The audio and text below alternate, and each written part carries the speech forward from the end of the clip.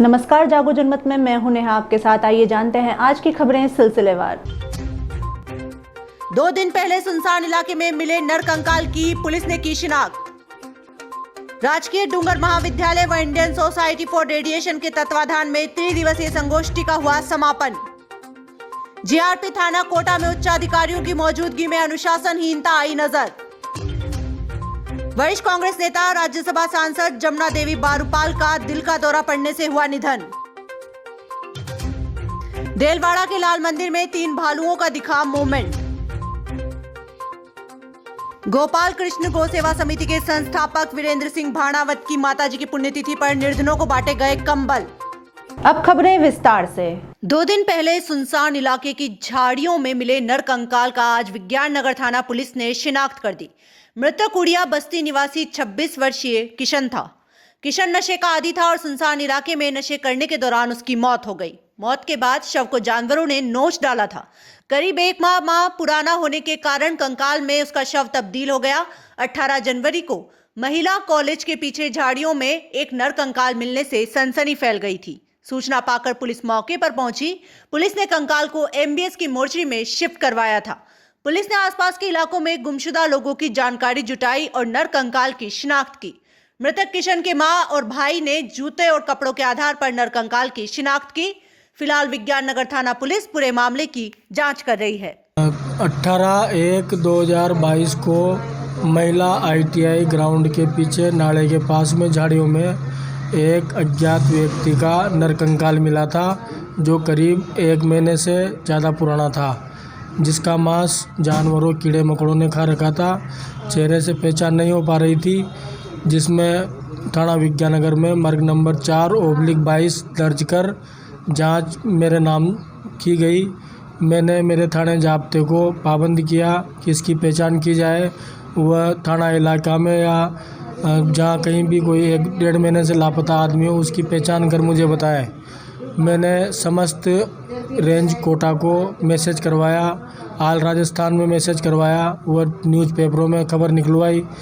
मेरे जाब्ते द्वारा कल दिनांक 20/1/2022 को मुझे सूचना दी कि एक व्यक्ति उड़िया बस्ती से 1 महीने से ज़्यादा से लापता है।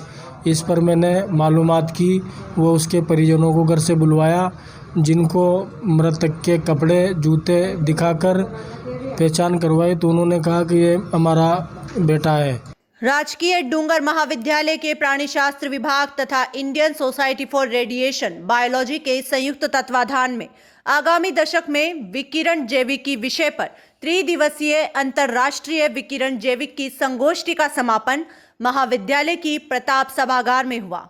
ऑफलाइन ऑनलाइन माध्यम से हुई संगोष्ठी को केंद्रीय जल शक्ति मंत्री गजेंद्र सिंह खिवंसर ने संबोधित किया। Yesterday night, Dr. Madhubala ji called me and asked me to be part of this function. I immediately agreed because my association with the Indian Society of Radiation Biology is quite for the last more as the institution, as the medical college and the university, we are supporting various activities of the radiation biology in the university. And appropriately, this international conference is being organized in a blended mode. संगोष्ठी में बोलते हुए professor Arun Chougale, विभागाध्यक्ष radiotherapy विभाग, medical college Jaipur ने कहा कि विकिरण का प्रयोग एक 2-धारी तलवार की तरह है, किंतु आज के जीवन में विकिरण के प्रयोग के बिना रहा भी नहीं जा सकता। आज पूरी दुनिया में प्रतिवर्ष 4.5 अरब की संख्या में लोगों का रेडियो विकिरण के माध्यम से इलाज हो रहा है। रेडियो विकिरण से कुल इलाज का सर्वाधिक उपयोग कैंसर की बीमारी के क्षेत्र में सफलतापूर्वक चल रहा है। संगोष्ठी के प्रभारी डॉक्टर राजेंद्र कुमार पुरोहित ने बताया कि 3 दिन तक चली इस संगोष्ठी में 31 आमंत्रित व्याख्यान तथा 200 से अधिक शोध पत्रों का वाचन किया गया। संगोष्ठी में पोस्टर प्रदर्शनी में सर्वश्रेष्ठ पोस्टर का पुरस्कार प्रदान किया गया। संगोष्ठी में अमेरिका, जर्मनी, ऑस्ट्रेलिया सहित अनेक देशों से प्रतिभागियों ने भाग लिया। कोटा जीआरपी थाने में नीलामी के दौरान अनुशासनहीनता की पराकाष्ठा नजर आई। गुरुवार को सीआरपीएफ 102 में जब्त सामानों की नीलामी के दौरान उच्च अधिकारियों की मौजूदगी में थाने का हेड कांस्टेबल अपनी ड्यूटी कक्ष में बीड़ी फूंकते नजर आया। इस दौरान अन्य हेड कांस्टेबल व थाने पर मौजूद जवानों ने उन्हें रोकना ठीक नहीं समझा, जबकि नीलामी से जुड़े अजमेर व जयपुर के अधिकारी थाने पर डीएसपी कल्पना सोलंकी के कक्ष में मौजूद थे। कोटा जीआरपी थाना में कोटा में सीआरपीसी 102 में जब्त मोबाइल एवं सोने चांदी के जेवरात को नीलाम किया गया। नीलामी के लिए कमेटी गठित की गई थी। कमेटी के अजमेर एसपी ऑफिस से सीओ खान मोहम्मद तथा जयपुर से सहायक लेखा अधिकारी नरेंद्र कुमार मौजूद थे, जो 2 बजे के लगभग कोटा रेलवे स्टेशन पहुंचे। डीएसपी कक्ष में सोने चांदी मोबाइल अन्य सामानों की नीलामी की रेट तय की जा रही थी। इसी दौरान पास के कक्ष में ड्यूटी पर तैनात हेड कांस्टेबल भवानी सिंह अधिकारियों की मौजूदगी की अवहेलना करते हुए बीड़ी फूंकते हुए नजर आया। इस दौरान कक्ष में हेड कांस्टेबल योगेश सहित जवानों ने यह सब देखकर अनदेखा कर दिया। उनके साथी जवानों ने उन्हें टोकने की जहमत नहीं उठाई, जबकि उच्च अधिकारी थाने पर मौजूद थे। कोरोना गाइडलाइन की उड़ी धज्जियां। कोटा जीआरपी पुलिस ने एंड्रॉयड मोबाइल व सोने चांदी के सामानों को नीलाम के लिए समाचार पत्रों में प्रकाशित कराया था, जिसमें मोबाइल की कंपनी के बारे में भी बताया गया था, जिसको देखने के बाद नीलामी में शामिल होने के लिए थाने पर लोगों की भीड़ जमा हो गई। यहाँ लोग मोबाइल देखने की होड़ में कोरोना गाइडलाइन का उल्लंघन करते हुए नजर आए, जिसके लिए थाना प्रशासन की ओर से कोई सतर्कता नहीं अपनाई गई। नीलामी प्रक्रिया भी डीएसपी कल्पना सोलंकी के चैम्बर में कराई गई, जहां छोटे से कक्ष में अधिकारियों के साथ नीलामी प्रक्रिया में शामिल हुए लोगों की भीड़ लगी रही। कोटा के निर्देश पर खुली बोली आयोजित। कोटा जीआरपी पुलिस अधीक्षक कल्पना सोलंकी ने बताया कि सीआरपीसी 102 में जब्त मोबाइल एवं सोने चांदी के जेवरात को नीलाम किया है। नीलामी से जीआरपी को लगभग 54,275 रुपए का राजस्व प्राप्त हुआ है।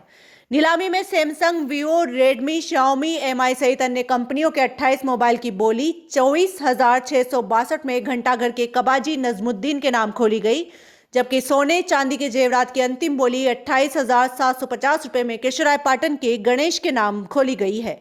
डीएसपी कल्पना सोलंकी ने बताया कि कोटा की टीआरपी द्वारा गश्त और चेकिंग के दौरान लोगों से 102 सीआरपीसी में जब्त मोबाइल और सामान को मालखाने में जमा किया।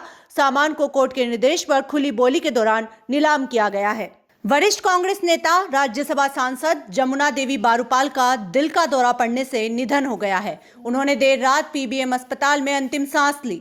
जमुना देवी के पुत्र महेंद्र बारूपाल ने बताया कि हाल ही में उनका पैर फ्रैक्चर हुआ था, जिसका ऑपरेशन करवाया गया था। आज देर शाम उनकी तबीयत बिगड़ी तो ट्रॉमा सेंटर ले जाया गया, जहां इलाज के दौरान उनकी मृत्यु हो गई। उनकी मृत्यु की सूचना के साथ ही कांग्रेस में शोक की लहर दौड़ गई। मुख्यमंत्री अशोक गहलोत, शिक्षा मंत्री बीडी कल्ला सहित अनेक कांग्रेस नेताओं ने उनके निधन पर शोक जताया है। उनका जन्म 15 अगस्त 1934 में श्री गंगानगर में हुआ था। 2000 से 2006 तक वह राज्यसभा सांसद भी रहे।